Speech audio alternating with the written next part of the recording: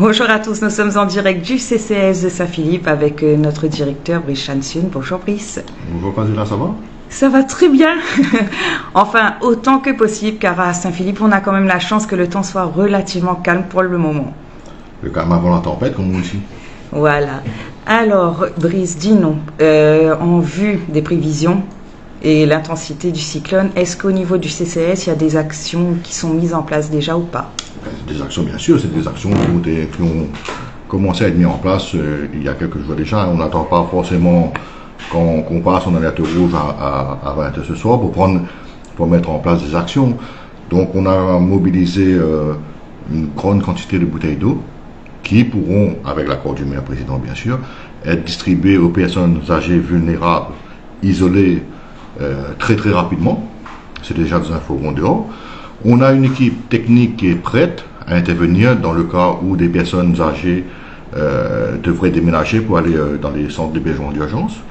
On a une équipe psychologique, cellule psychologique qui est aussi disponible au besoin pour accompagner justement ces personnes, par exemple dans les centres d'urgence, leur apporter un soutien psychologique, de la chaleur humaine. Mais à l'heure d'aujourd'hui, on anticipe, mais il n'est pas dit que nous serons dans ce cas de figure. On croise les doigts. Après, effectivement, comme l'a rappelé monsieur le préfet, ce n'est pas un petit cyclone, c'est quand même un gros cyclone tropical, je ne vous dis pas de bêtises. Oui, un cyclone tropical qui tente à s'intensifier. La seule chose de sûr à l'heure d'aujourd'hui, c'est qu'il n'y a rien de sûr. Mais en tout cas, la collectivité dans sa globalité, que ce soit la mairie ou le CCAS, on a entrepris quand même pas mal de choses pour éviter le maximum d'avoir des inconnus dans le cas où effectivement il y aurait des évacuations, des inondations, mais en sachant aussi que le risque zéro n'existe pas. On a fait le maximum en interne, mais voilà, il y a un moment où peut-être on devra improviser, mais à l'heure d'aujourd'hui, en ce moment, la collectivité a pris toutes les mesures nécessaires, a mobilisé toutes les personnes qu'elle peut pour justement affronter ce cyclone dans les meilleures conditions. On a des personnes qui sont motivées, mais surtout des personnes qui sont habituées à ce genre de situation. Il convient aussi de souligner que ce n'est pas le premier cyclone auquel la collectivité fait face. Elle a toujours fait face de bien belle manière. Et par exemple aussi, on fait une petite parenthèse pendant le confinement. Donc on est habitué aussi à ce genre d'événement et je ne vois pas pourquoi ça se passerait mal. On sait que tout est organisé, en tout cas je le vois, puisqu'on est dans ton bureau. D'ailleurs, vous étiez en train de faire une liste tout à l'heure pour les personnes vulnérables, pour savoir vers qui agir en premier. Bien sûr, en fait, cette liste-là, elle existe quand même depuis pas mal de temps. Elle est remise à jour régulièrement. On essaie de la mettre à jour tous les mois, mais c'est pas forcément évident. Mais effectivement, c'est une liste qui va être transmise, qui a déjà été transmise pour le plan sec de 2023, le PCR sec.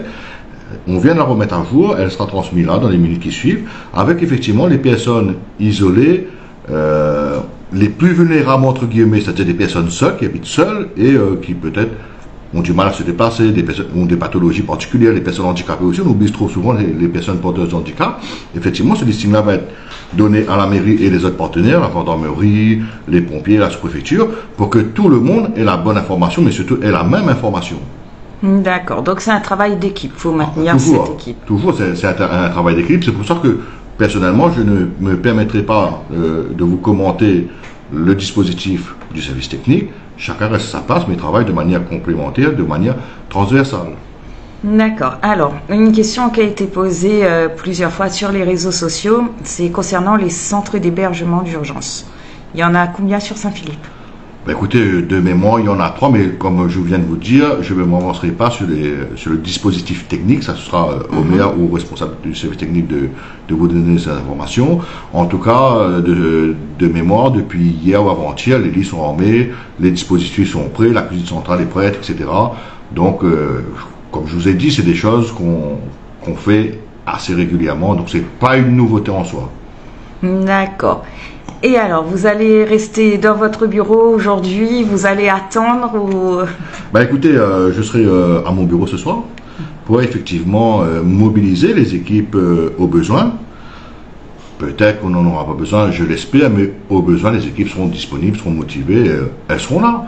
Et j'ajoute aussi que le travail du CCAS est très important parce que vous avez des personnes, si les services de la collectivité ou la préfecture ou n'importe, si le CCS n'est pas là, il faut un moment aussi pouvoir dialoguer avec ces vieilles personnes, leur donner confiance. C'est un travail de longue haleine et le CCS a cette chance d'être proche de sa population et surtout de ses vieux mondes. Donc automatiquement, si le CCS et ses équipes sont là, les choses vont se passer beaucoup mieux. Et de toute façon, on va commencer depuis le déménagement de ces personnes, si déménagement il y a, encore une fois, jusqu'à l'accompagnement dans les centres d'urgence. On va rester avec ces personnes, les accompagner, leur tenir compagnie, les rassurer. Donc c'est vraiment un travail qui commence en amont et se termine en aval, mais un travail d'équipe. Il y aura aussi sûrement, comme d'habitude, des repas qui seront donnés à ces personnes-là. Après, effectivement, on attend le cyclone quand il va repartir pour effectivement voir aussi comment accompagner ces personnes-là aussi, dans le cas où, comme les intempéries d'août 2021, si ma mémoire est bonne, monter les dossiers de, je ne dirais pas de remboursement, mais on a eu des personnes qui n'avaient pas forcément d'assurance sur la maison, ça arrive malheureusement. Oui. Et le CCS, en lien avec le département, a monté une dizaine de dossiers. Et de mémoire, plus de 80% ont une réponse positive, c'est-à-dire que le département a financé la rénovation de leur logement. Et les gens n'ont pas forcément accès à ces informations. Mais en tout cas, pour les intempéries de 2021, les personnes qui ont été inondées, la plupart, les trois quarts, comme je dis, 80%, elles ont eu leur maison refaite par le département avec le CCS qui a fait les dossiers, qui a fait les démarches, qui a accompagné les familles. D'accord. Ce qui est important à retenir, c'est que le CCS, avec toutes les équipes communales, services techniques, etc., sont prêts. Ben, toujours, de toute façon, comme dans la gestion des catastrophes naturelles, le président sera là, le maire sera là. Donc comment voulez-vous que le maire soit présent sur le terrain, mais que nous, cadres ou administratifs, nous ne soyons pas là? C'est la force de la collectivité, que ce soit le CCS ou la mairie, c'est vraiment le travail d'équipe, du haut vers le bas, mais aussi du bas vers le haut. Au niveau du CCS, vous comptez à peu près combien de personnes mobilisées pour ces intempéries? Pour la partie technique, on va dire l'équipe technique déménagement, mais aussi qui peut venir de manière transversale, accompagner les personnes de manière, comme je disais tout à l'heure, à leur apporter un peu de chaleur humaine. On a 5 ou 6 personnes de mémoire pour l'équipe technique et l'équipe psychologique. On a pareil, 6 ou 7 personnes, majoritairement des femmes, qui seront présentes. Mais je veux dire, que ce soit l'équipe technique ou l'équipe psychologique, c'est des équipes qui peuvent travailler de manière transversale en fonction des besoins et de l'évolution de la situation. S'il y a par exemple beaucoup de déménagements à faire, on casse l'équipe en deux et tout le monde a fait le déménagement. Ou s'il y a plus de personnes dans les centres d'hébergement, on affecte plus. Voilà, c'est clairement défini, mais ça n'empêche pas non plus ces deux services de travailler de manière transversale. Plus qu'à souhaiter que tout ça n'arrive pas, que ce soit quand même assez calme. Ben écoutez, personnellement, je ne parlerai pas au nom du président, il vous donnera son impression tout à l'heure, je pense. Oui. Mais on a quand même fait de gros efforts. On a respecté surtout les recommandations de la préfecture, parce qu'il y a un protocole qui est mis en place. Ce protocole, c'est pas moi, c'est pas vous, c'est la préfecture qui nous envoie. On s'est conformé à ces recommandations et on a pris aussi des dispositions supplémentaires, par exemple les bouteilles d'eau. Oui, qu'on a vu tout à l'heure, que je mettrai d'ailleurs en photo sur Sunlight FM. Donc, voilà. Pourquoi on a centralisé ces bouteilles d'eau? Tout simplement parce que s'il y a d'aventure, il y a un souci, on peut tout de suite faire la distribution. Tandis que si ces bouteilles d'eau sont distillées dans différents endroits de la commune, le temps de rassembler toutes ces bouteilles, on perd du temps et c'est un temps qui est souvent précieux. C'est pour ça que aujourd'hui, tout est opérationnel de suite. Oui, c'est ça. Donc, chers auditeurs, j'ai vérifié par moi-même, d'ailleurs, j'ai fait des photos. Les bouteilles d'eau, les packs de bouteilles d'eau sont déjà dans les véhicules, prêts à partir.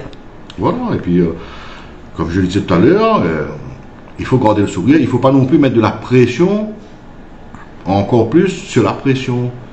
D'accord, mais il ne faut pas non plus prendre à la légère, comme l'a rappelé M. le Préfet, mais après, il faut chacun ait aussi un comportement citoyen, c'est-à-dire ne pas se sortir pendant les alertes rouges, etc. Mais on verra bien. D'aujourd'hui, là, au moment où on parle, on ne sait pas. C'est ça la seule certitude.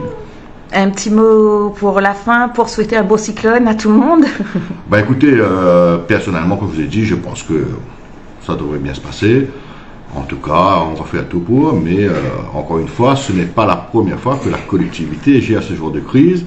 Elle a toujours fait de manière admirable. Je me rappelle encore, pendant le confinement, ce qui était une période très très dure, hein, où tout était incertain, le président, le maire était là tous les jours.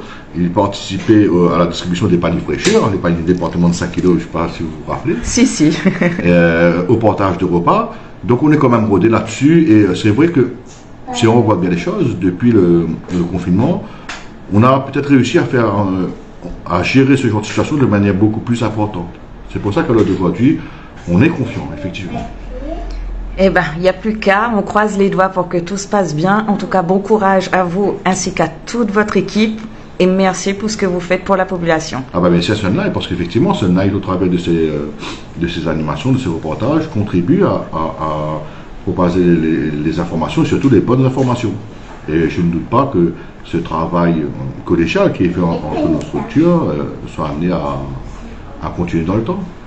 C'est ce qu'on souhaite. En tout cas, je pense qu'on se reverra juste après pour faire un petit bilan de comment ça s'est passé sur notre commune. Bon courage, Brice, pour cette nuit. Merci beaucoup. Et puis, comme beaucoup de collègues, d'ailleurs, je ne serai pas seul au niveau de la mairie. Mais de toute façon, c'est une continuité du travail qui est effectué tous les jours. On n'a pas d'heure. À un moment, on a des responsabilités. Et on fait face à nos responsabilités parce que la population compte beaucoup sur nous. Et on a toujours été là, on sera toujours là d'ailleurs. Oui, et d'ailleurs on essaiera de voir le maire un peu plus tard en début de soirée, je pense. Oui, je pense que le maire sera disponible pour effectivement apporter un petit mot de réconfort à la population. Et je pense qu'il sera comme d'habitude, comme à l'accoutumée, présent pour aussi intervenir si intervention il y a encore une fois. Voilà, merci beaucoup Brice pour toutes ces informations qui sont précieuses.